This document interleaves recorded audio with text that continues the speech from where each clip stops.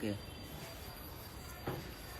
जौन आदमी जीवन में हमनी के लिट्टी चोखा बेच के, चाना बेच के, गार्ड के नौकरी करके,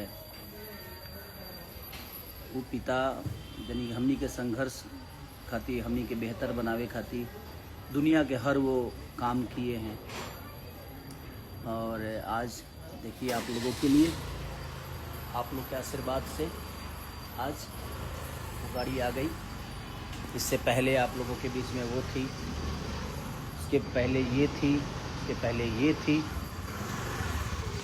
और पापा के लिए तो 2-3 गाड़ियाँ घर पे है जो पापा घूमते हैं, बट इतनी महंगी नहीं थी। बट अब पापा इतनी महंगी गाड़ी में घूमेंगे हमारे। बाबूजी है अब बैठा, हम लाइव बनी, दुनिया लाइव देखा था, 13,000 लोग देखा था। तो के कैसन लगा था? तो के गाड़ी इतना महंगा गाड़ी पर चाबी ले रहा था। हमरा तो इतना खुशी बा, कौन बाप महतारी हो गई बेटा बेटी आगे बढ़ी तो ओकरा के देख के ही करी।